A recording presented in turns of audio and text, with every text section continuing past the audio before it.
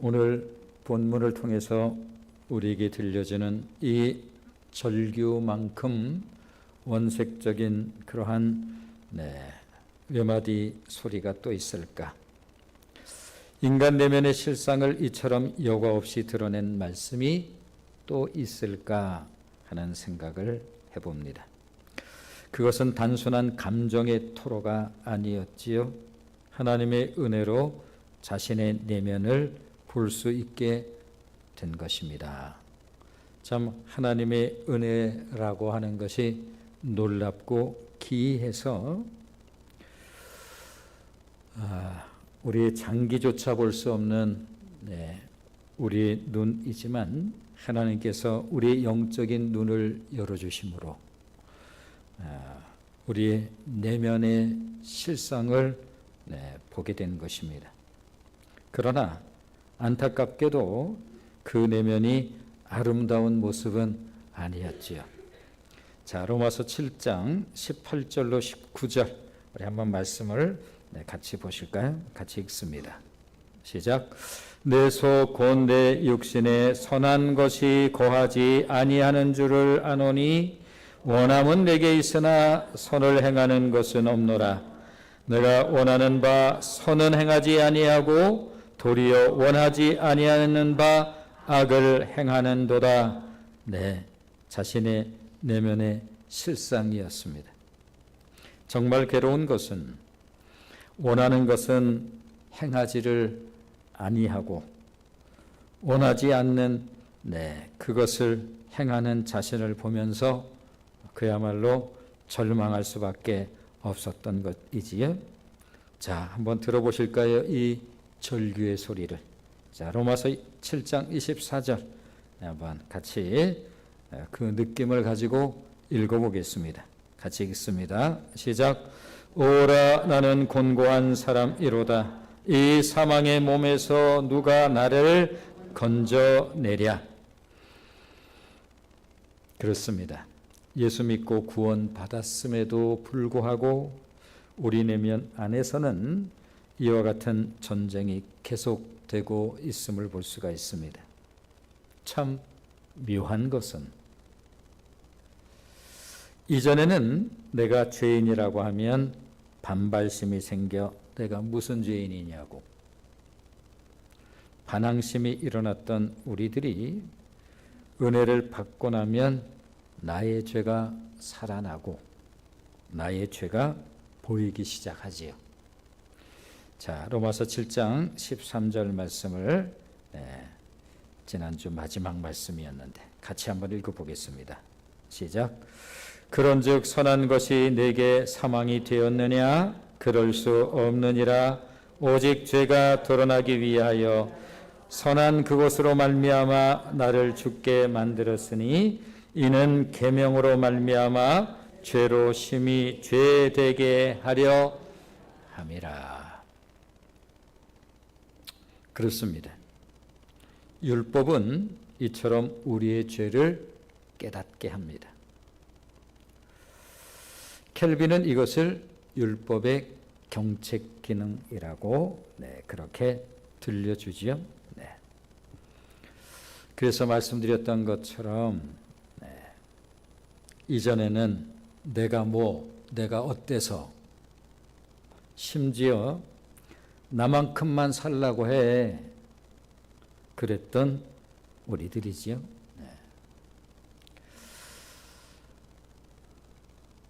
교회를 이렇게 나오는 것이 그렇게 인생 속에서 쉬운 일이 아니지요.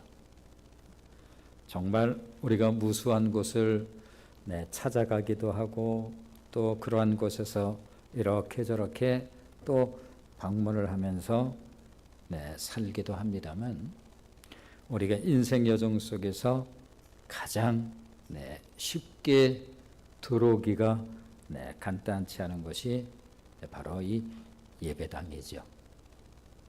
참 우리 인생 속에 가장 귀하고 좋은 곳이지만 그러나 우리들이 살아가면서 가장 이 문턱을 넘어오기가 그렇게 쉽지 않은 곳이 또한 교회 예배당 마음이기도 합니다. 네, 보통은 뭐 이렇게 신나서 자원해서 즐거운 마음으로 첫 걸음을 하는 경우는 아마 거의 없을 것이고, 주로 억지로 타이에 못 이겨서 굉장히 불편한 마음으로, 또 더러는 상한 마음으로 그렇게 예배당의 문턱을 넘어오는 경우가 다반사일 것입니다. 게다가 예배당에 들어오면 뭐 그렇게 귀에 쏙쏙 좋은 소리만 하는 것도 아니고, 더러는 대개는 뭐 알아듣지 못하는 그러한 말로 들리는 내용인데다가, 거기다 더욱 죄인이 어떠니, 죄가 어떠니, 이런 내용을 이제 듣게 될 때 마음속으로 슬그머니 부하가 치밀어 오를 수도 있고, 슬그머니 마음이 굉장히 불편할 수가 있습니다. 그래서 내가 어때서, 심지어 나만큼만 살라 그래, 그랬던 식 들려오거든요. 자, 로마서 7장 9절 말씀을 한번 보실까요?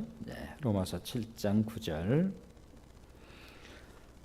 같이 읽습니다. 시작.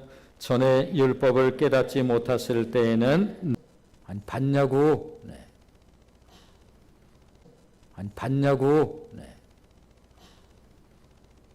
이처럼 하나님에 대해서는 그야말로 몰둥이 같은 그러한 우리들, 그런 우리들이 하나님을 제대로 인식하기 시작하기 때문입니다. 그리고 영이신 하나님을 그렇게 알아가지요. 말씀드린 것처럼 처음에는 뭐 하나님 그러면 아니 하나님 봤냐고 그랬던 우리들이 생각하면 생각할수록 경이롭기 그지 없습니다. 자, 갈라디아서 3장 24절 말씀을 같이 읽어보시면, 갈라디아서 3장 24절 같이 읽겠습니다. 시작. 이같이 율법이 우리를 그리스도께로 인도하는 초등교사가 되어 우리로 하여금 믿음으로 말미암아 의롭다함을 얻게 하려 함이라. 말씀드렸던 것처럼 율법은 거울과 같아서 내가 뭐가 어때? 라고 하는 반항심이 있었던 우리가 율법이라는 거울 앞에 서면 율법이 우리를 고스란히 있는 그대로 다 드러내죠. 그 앞에서 유구무원이 되고 마는 것입니다. 억지로 병원에 끌려왔습니다만, 나 멀쩡한 나를 가지고 왜 무슨 환자 취급을 해? 라고 또 소리를 지를 수도 있고, 어거지로 끌려와서 그러나 MRI 촬영을 하고 난 이후에 거기에 나의 전혀 볼 수 없었던 그 내 몸의 저 안의 실상이 고스란히 거기서 드러나면서 거기서 점점 표정이 달라지죠. 거기에는 이제 정직한 표정, 잔뜩 겁에 질린 그러한 표정이 나올 수도 있고, 그렇게 말이 많았는데 말이 쏙 들어갑니다. 그러면서 방법이 없나요? 이같이 율법이 우리를 그리스도께로 인도하는 초등교사가 되어 우리로 하여금 믿음으로 말미암아 의롭다함을 얻게 하려 함이라. 그런데 오늘 본문에서 들려오는 절규는 곧 우리 내면에서 터져나오는 절규의 소리입니다. 오호라, 나는 공고한 사람이로다.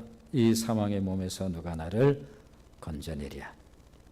이처럼 은혜를 받은 우리들의 마음속에는 선을 사모하고 즐거워하는 일만 있는 것이 아니라는 거예요. 그렇다면 이 비탄의 소리가 나는 이유는 뭘까? 그렇습니다. 우리 안에는 구원받았기에 생기는 갈등과 모순이 있습니다. 자신이 원하는 대로 하지 못하는 갈등과 모순. 15절 말씀을 보시면 자, 15절 같이 읽겠습니다. 시작. 내가 행하는 것을 내가 알지 못하노니 곧 내가 원하는 것은 행하지 아니하고 도리어 미워하는 것을 행함이라. 예수 믿고 기쁨도 경험하고 또 마음속에 선한 것을 향한 소원도 생겼습니다. 기쁨도 생겼고 또 내 마음속에 선한 그러한 욕심도 생겨서 하나님의 말씀대로 살고자 하는 그런 마음이 있는 것이 분명하건만, 그런데 나의 삶의 내용을 보면 자꾸 내가 원하는 것을 하지 아니하고 내가 하고 싶지 않은 그것을 하는 나의 모습을 반복해서 보면서 마음속에 좌절감은 또 좌절감일 뿐만 아니라 슬그머니 이게 이중적인 인간인가? 누구한테 말은 못하고. 그렇습니다. 이것이 구원받은 자 안에서 일어나는 갈등이에요. 분명하고 확실한 것이 무엇인가 하면 당신은 구원받은 것이 분명합니다. 이 파워라고 하는 단어가 조금 실감 있게 느낄 수 있기 때문에 그렇습니다.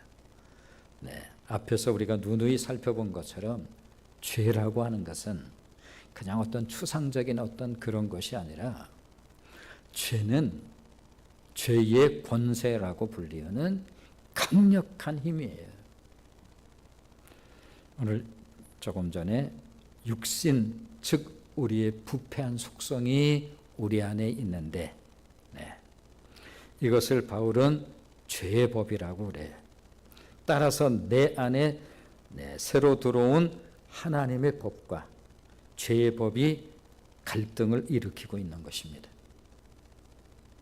그러므로 그 이전에는 이러고 말고도 없었죠. 인생 다 그렇게 사는 거지. 유별나기는. 아니 그렇게 살지 않은 인생이 어디 있어? 그런데 내가 하나님의 은혜를 받고 난 이후에 새로운 하나님의 법이 내 안에 들어오면서 이 안에서 죄의 법과 갈등을 일으키기 시작하는 것입니다.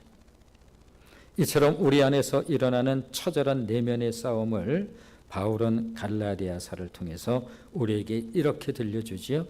자, 갈라디아서 5장 17절 말씀입니다. 자, 같이 읽어보겠습니다. 시작. 육체의 소욕은 성령을 거스리고 성령은 육체를 거스리나니 이 둘이 서로 대적함으로 너희가 원하는 것을 하지 못하게 하려 함이니라. 갈라디아서에서는 이렇게 들려줘요. 우리 안에 굉장한 싸움이 있어요.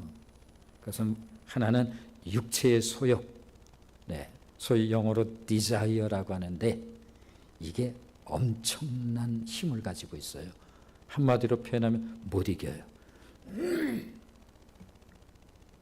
또 하나 이제 로마서에서 하나님의 법이라고 이렇게 표현된 성령, 육체의 소욕은 성령을 거스리고 성령은 육체를 거스리나니 이 둘이 서로 대적을 하고 있다고요.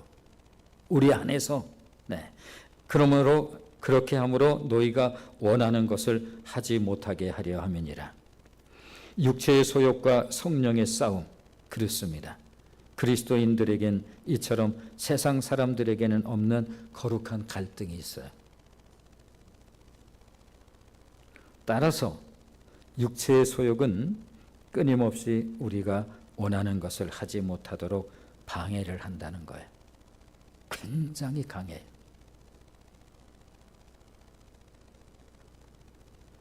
바울은 이 갈등을 겪으면서 한 가지 사실을 발견하게 되는데 바로 17절 말씀입니다. 자, 로마서 7장 17절 같이 읽습니다. 시작. 이제는 그것을 행하는 자가 내가 아니요 내 속에 거하는 죄니라. 자신이 자꾸 반복해서 율법을 범하는 것은 거듭난 나 때문이 아니라 내 속에 거하는 죄성, 바로 육체의 소욕 때문이라는 사실을 발견한 거예요. 모든 인간에게 저분은 전혀 그럴 것 같지 않은데요. 그렇지 않아요. 그래서 신앙생활을 정확하게 바르게 하는 거예요. 모든 인간의 문제. 바울과 같은 인생에도 이 바울의 고백이죠. 오라 나는 곤고한 사람입니다. 그러므로 우리들은 여기서 중요한 사실을 발견하게 되는데, 인간의 문제는 내면의 문제이지 결코 환경을 바꾼다거나 구조를 개선한다고 달라지는 것은 아니라는 것입니다. 그것은 부수적인 문제일 뿐 본질의 문제는 아니라는 거예요. 그래서 중세시대에 이제 수도원 제도라고 하는 게 있었잖아요. 저기 이렇게 따로 떨어져서 인간은 따로 떨어져 있는다고 그 구조의 문제가 아니라니까요. 이 본질적 이해를 정확하게 제대로 할 수 있어야 되는 거예요. 그래서 우리가 신앙 가지고 자꾸 엉뚱한 거 막 지적하고 그래요. 그 굉장히 신앙의 본질에 대한 이해를 못하고 있기 때문에 그래요. 예컨대 아이들한테 학교 시설을 현대화해주고 고급스럽게 바꾸어준다고 해서 아이들의 문제가 해결되는 것은 아니라는 거예요. 다만 외적으로 편리해지고 쾌적한 환경이 되는 유익이 있을 뿐이지요. 여전히 그 안에는 학폭의 문제, 비행의 문제는 결코 나아지는 것은 아닌 것입니다.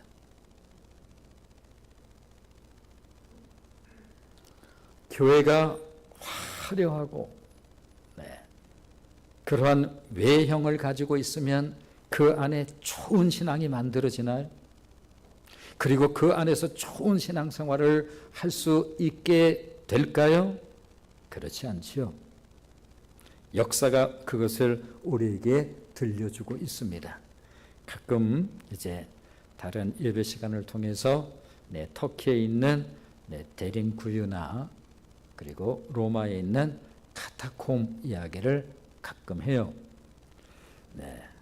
대림구유를 가보면 지하에 그 작은 동굴이 겨우 몸을 숙이고 지나갈 수밖에 없는 이 동굴이 그야말로 미로처럼 엄청나게 많아요. 연결되어 있습니다. 어떻게 이것을 뚫었을까 이런 생각이. 그래서 흔히 지하 도시라고 말하기도 하고 하나님이 그런 표현할 때 거미줄처럼 이렇게 표현해서 어떤 곳들은 다 막아놨어요. 길 잃어버리기 버리기 딱 좋죠. 이유는 뭔가요? 신앙을 지키기 위해서. 그 오목한 역사를 지나면서 내 기독교에 대한 엄청난 핍박의 그러한 세월들이 있었지요. 그러한 가운데서 바로 이런 곳에서 살 수도 없을 것 같은데 거기에서 빛나는 신앙을 지켜냅니다.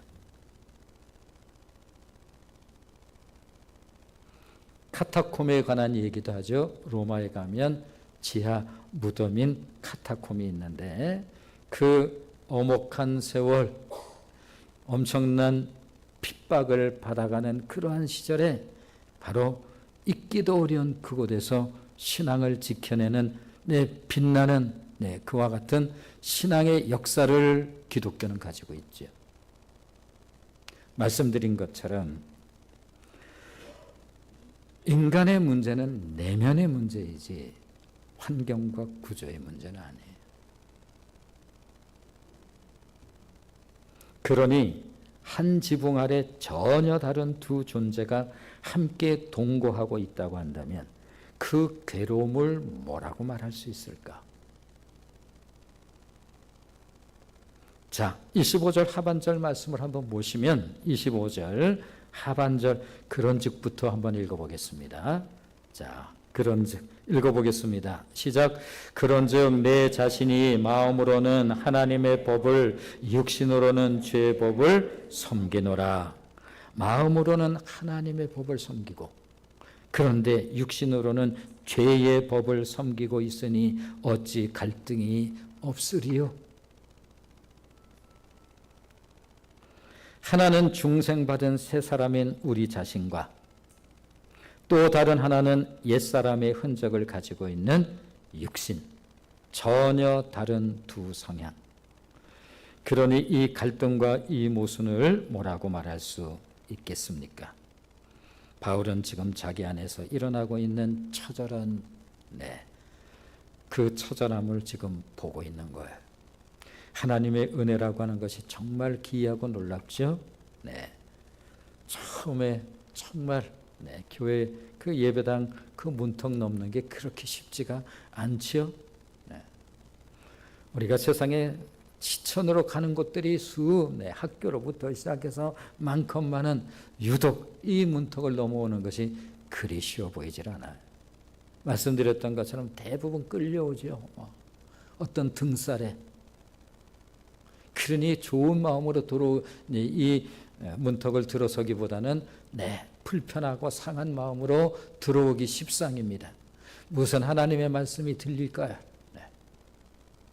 거기다 그 말씀의 내용이 도무지 무슨 말인지 알아듣기도 쉽지 않은 그런 내용처럼 처음에는 들리는데, 그런데 이 끌려옴이 정말 나중에는 기가 막힌 하나님의 은혜였다라고 하는 사실을 이제 고백하는 때가 오지요. 하나님, 정말, 아니, 하나님 봤냐고. 그런데 우리 하나님께서 우리에게 그런 딱딱한 이 심령을 두들기시고 우리에게 은혜를 베풀어 주심으로 그 말씀들이 들려오기 시작하지. 그런데 처음에는 그 부분에 대해서 좀 마음속으로 굉장히 불편하다가 조금씩 우리가 인정할 수밖에 없는 것은 들으면 들을수록 유구무원이에요. 아니, 내가 무슨 큰 병에 걸렸나 이러면서 왜 사람을 귀찮게 해. 사람 바빠, 살기도 바쁘구만. 그러나 그렇게 MRI라고 하는 것을 찍어보니 의사의 표정이 썩 표정만 봐도 알겠어요. 그리고 그 뭘 하나하나 설명해 주는데 이게 예사로운 일이 아니구나. 이처럼 우리가 처음에는 죄에 대해서 굉장히 불편해하고 그런데 자꾸 들어보는데 유구무원이에요. 왜냐하면 이 성경 말씀만큼 정직한 책이 없어요. 도무지 꾸밀 줄을 몰라요. 이 책은 있는 그대로를 들려줘요. 세상에 있는 모든 책은 소위 레토릭, 이 기가 막힌 수사를 동원해서 이렇게 저렇게 미화하기 십상입니다만 이 책은 도무지 인간의 실상을 있는 그대로 보여주는 거예요. 더 귀하고 놀라운 것은 무엇인가 하면 그 하나님이 느껴지기 시작하는 거예요. 성경에 보면 그 하나님이 내가 본 바요, 내가 만진 바요. 실로 놀랍도다. 하나님의 은혜요. 인생의 가장 중요한 본질을 우리로 하여금 알게 합니다.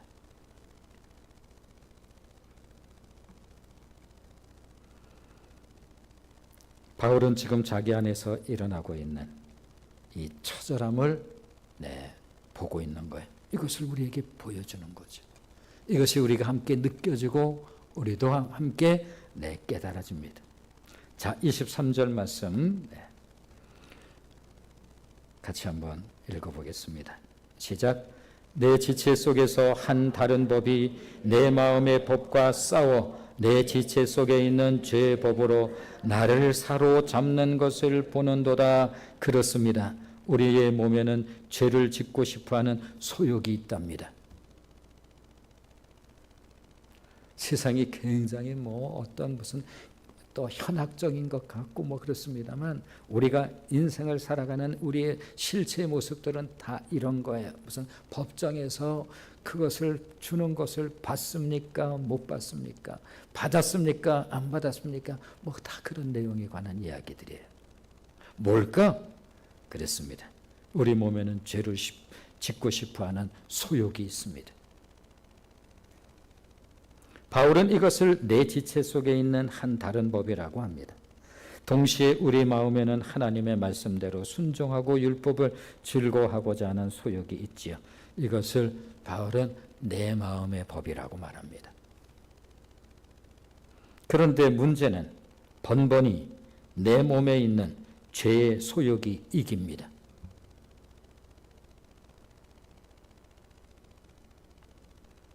따라서 오늘의 절규는 이 모순과 갈등을 보면서 터져나온 절규죠. 그냥 나오는 거예요. 오라, 나는 공고한 사람이로다. 이 사망의 몸에서 누가 나를 건져내랴. 이것이 바로 신앙에 관계되는 이야기예요. 신앙을 가지고 자꾸 다른 얘기들을 정말 많이 하는 걸 보게 되죠. 신앙이 아직 본질을 아직 몰라서 그래. 막 세상 얘기하고 그래. 신앙에 관한 얘기가 아니에요. 모든 문제가 바로 이 문제예요. 조금 전에 말한 것처럼 그거 엄청난 돈인데 받았습니까? 안 받았습니까? 누가 받습니까? 안 받습니까? 온통 이런 얘기들, 다 그런 얘기들이에요.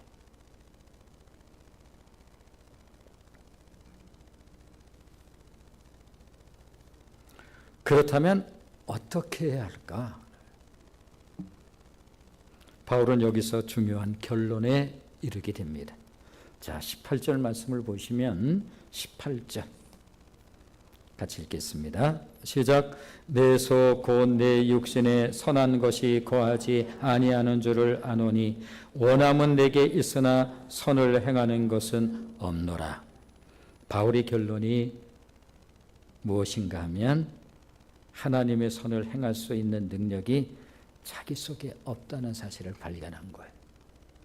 그 마음은 있어요. 그렇게 하고자 하는. 이 새로운 생명의 법이, 이 새로운 마음의 법, 하나님의 은혜로 말미암아 그래서 선한 내 욕구가 생겼어요. 이제는. 그런데 그것을 하지 않고 내가 하고 싶지 않은 것을 내가 자꾸 반복해서 해요.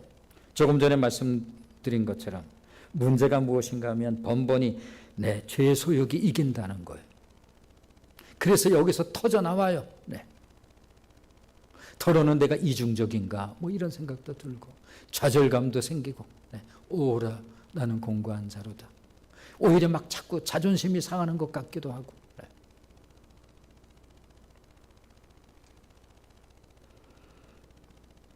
바울이 우리들에게 들려주는 바가 무엇인가 하면 그렇습니다. 하나님의 선을 행할 수 있는 능력이 자신에게 없다는 사실을 바울이 발견한 거예요.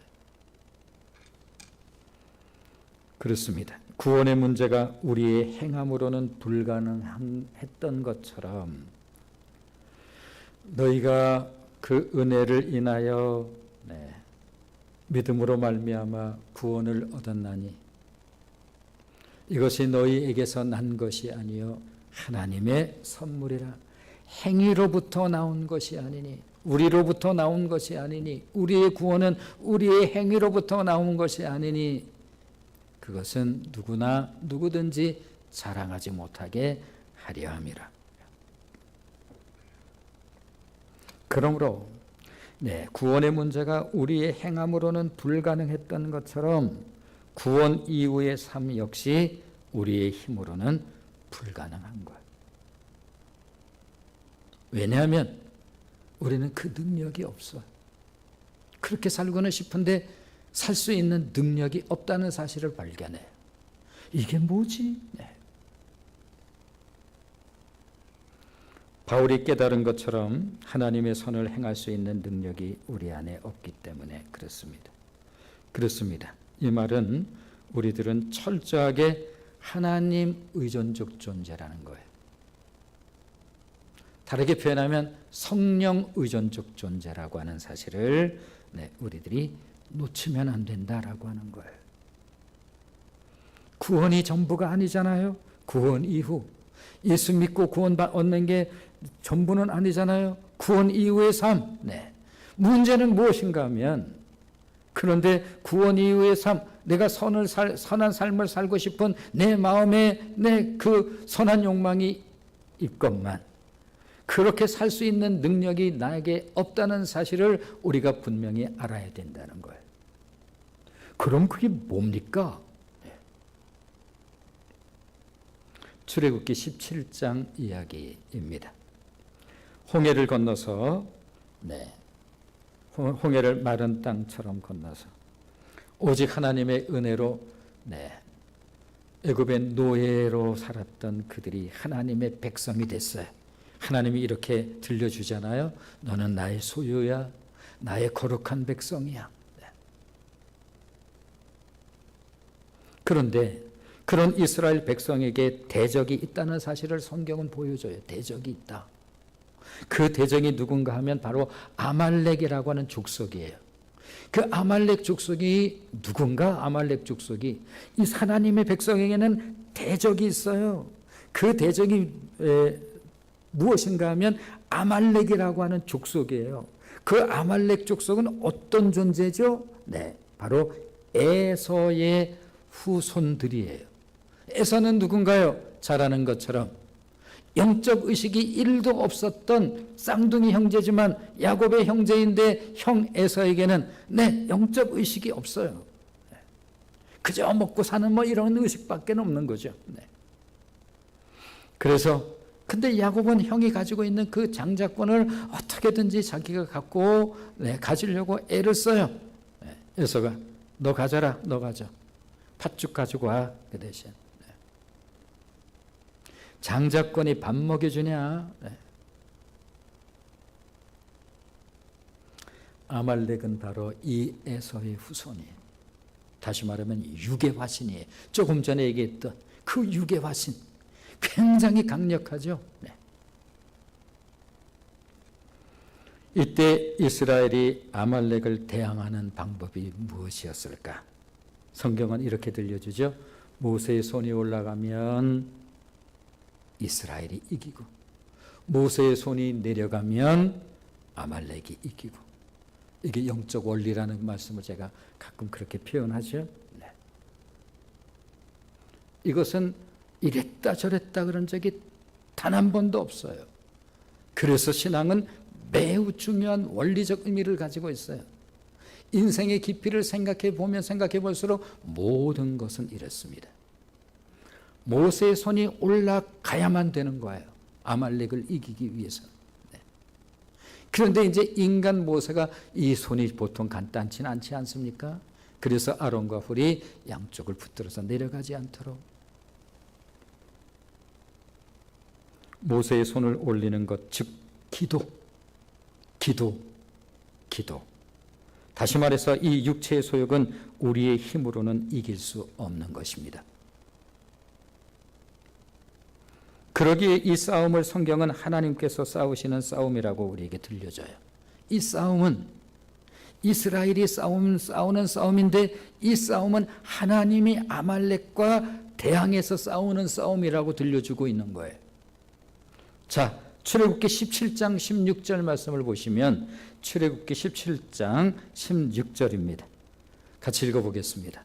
시작. 이르되 여호와께서 맹세하시기를 여호와가 아말렉과 더불어 대대로 싸우리라 하셨다 하였더라. 그러므로 이 아말렉은 하나님이 싸우는 싸움이에요. 우리 안에 있는 이거 우리는 못 이겨요. 우리는 이것을 이길 수 있는 능력이 없어요. 바울이 그것을 본 거예요. 깨달은 거예요. 여호와 니시, 여호와의 우리 승리의 깃발이 되신다는 이 말씀이 바로 여기에서 나오는 거예요. 그래서 대대로 싸우신대 여호와께서. 다시 한번 읽어볼까요? 이 중요한 말씀이에요. 자, 같이 한번 읽어봅니다. 시작. 이르되 여호와께서 맹세하시기를 여호와가 아말렉과 더불어 대대로 싸우리라 하였더라. 여호와께서 맹세하시면서 말씀하세요. 그러므로 이 싸움은 우리는 못 이겨요. 하나님께서 사울이 왕 되었을 때 사울 왕에게 명령해요. 아말렉에 대해서는 젖 먹는 어린아이까지 진멸하라. 그럼 우리가 성경을 막 읽다가 아니 우리 하나님이 뭐가 선한 하나님이야? 아니 젖 먹는 아이를 죽이라니? 그런 하나님을 선한 하나님이라고 어떻게? 네, 아직 이런 내용을 모르면 그렇게 읽혀질 수 있죠. 네, 아말렉에 관해서는 젖 먹는 아이까지 진멸하라. 그게 육체의 소욕이다. 육의 화신이야. 절대로 못 이겨요. 이라고 하는 그런 그 부분이에요. 또 하나 다윗이 자신의 죄에 대해서 참회하면서 다른 어떤 것도 아닌 단 하나 하나님께 간구한 게 있어요. 우리가 그 다윗의 위대성은 그의 도덕적 윤리적 위대성이 아니라고요. 그는 인간의 실존을 정확하게 알고 있었고 하나님이 누구인가를 잘 알고 있었던 그런 인물이에요. 하나님께 정말 특별한 사랑을 받았던 인물이 바로 다윗이기도 해요. 물론 고난도 엄청난 사람이었습니다만 그가 이렇게 말해요. 하나님이여 나는 내 죄과를 압니다. 내 죄가 항상 내 앞에 있어요. 이미 여러 차례 말씀드린 것처럼 나는 모태 가운데 죄악 가운데 잉태되었고 죄악 가운데 출생했습니다. 그냥 죄예요. 저는 그게 내 삶이에요. 그가 이렇게 하나님께 기도하죠. 자, 시편 51편 10절 11절입니다. 시편 51편 10절 11절 같이 읽습니다. 시작. 하나님이여 내 속에 정한 마음을 창조하시고 내 안에 정직한 영을 새롭게 하소서. 나를 주 앞에서 쫓아내지 마시며 주의 성령을 내게서 거두지 말아주세요. 아시잖아요. 하나님 이미 앞에서 고백했어요. 나는 죄 가운데 잉태되었고 죄 가운데 출생되었습니다. 하나님이여 나는 내 죄과를 압니다. 하나님이 아시는 것처럼 내 죄가 항상 내 앞에 있어요. 그 밧세바의 사건을 통해서 지금 하나님께서 나단 선지자를 통해서 책망했을 때 그 내용이잖아요. 이를테면 제가 별 수 있나요? 그러므로 나로 하여금 성령을 거두지 마세요. 종종 표현하는 거죠. 성령을 거두어 가시면 저 짐승처럼 살아요. 이해하시겠는지요? 구원 이후 우리들의 삶이 왜 기도하는 자의 삶으로 바뀌는지.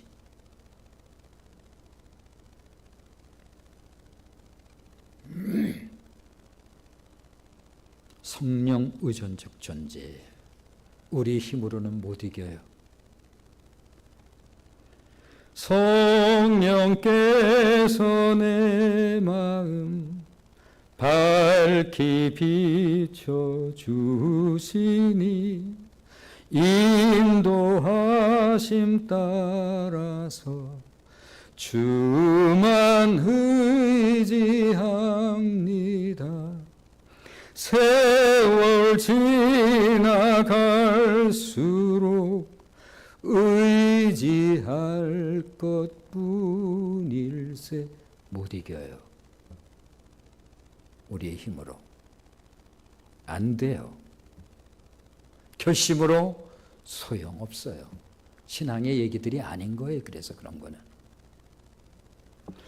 무슨 일을 당해도 예수 의지합니다. 그래서 신앙 안에 들어오면 기도의 삶이 그리스도인의 삶이 되는 거예요. 아시나요? 그리고 그것을 가르쳐줘요. 하나님을 어떻게 알게 되셨나요? 네, 하나님의 영이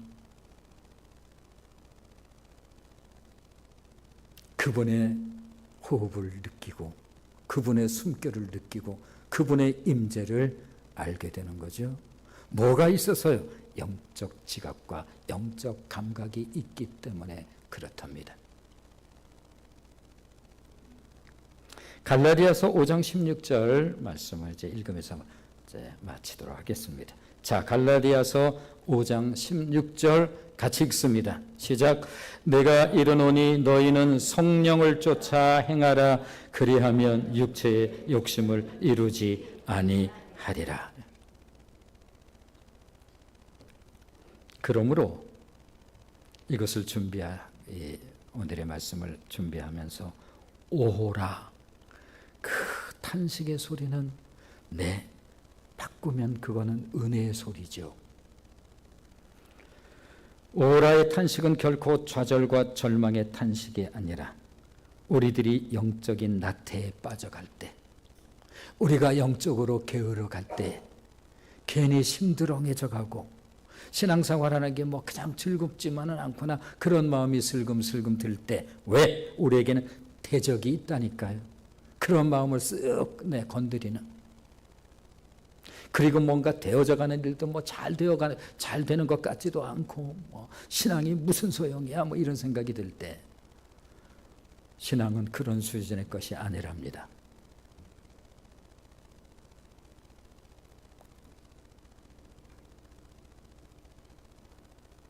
그러므로 내가 예배 드리고 싶지 않은 마음이 슬그머니 우리에게 찾아올 수 있지요. 찾아올 수 있어요. 우리에겐 대적이 죽는 날까지 우리에겐 대적이 있는 거예요. 성화의 과정, 이거는 대적과의 싸움의 시간들이에요. 우리 삶이 끝나서 하나님께 그때 영화의 과정에 이르기까지는. 그러므로 내 삶 속에 왠지 심드렁한 그러한 마음이 생길 때 가장 예배를 드려야 될 때라는 사실을 기억하십시오. 왠지 기도하는데 심드렁하는 그런 마음이 들 때, 그때야말로 가장 나에게 기도가 필요한 그러한 시간이라고 하는 사실을 꼭 기억하십시오. 지혜로우십시오, 하나님의 자녀들이요. 이게 사는 일이에요. 예수님께서 이렇게 말씀하셨어요. 나는 포도나무여 너희는 가지니 가지가 나에게 붙어 있으면 신앙의 왕도가 있습니까? 이렇게 말할 수 있죠. 신앙의 왕도는 없습니다. 신앙의 왕도가 있지요. 붙어 있는 거예요. 그게 뭔지 아십니까? 가지에 붙어 있으면 마치 우리 어느 때는 괜히 심드렁하고 또 기도하고 싶은 마음도 별로 없고 그럴 수 있어요. 있는 게 당연하죠. 대적이 있다니까요, 우리한테는. 우리 인생 여정 속에 그것을. 그러나 가지가 붙어 있으면 비가 올 때도 있어요. 메마를 때도 있지요. 다양한 공기가 있어요. 그러나 그 과정을 통해서 붙어 있는 게 핵심이라니까요. 그리고 과실은 때가 오면 맺히는 거예요.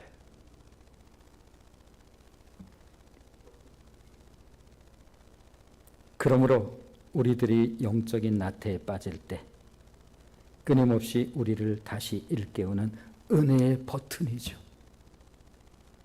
오라, 이런 마음이 생길 때, 나한테 영적 지각을 하나님께 주실 때 삐 일어나야지, 기도해야지. 이게 살아있는 자에게 주시는 하나님께서 우리를 경각시키는 비상 사랑의 벨이라고 하는 사실을 기억하시고, 어떠한 상황 속에서도 승리하는 저와 여러분의 삶 되시기를 주님의 이름으로 축원을 드립니다.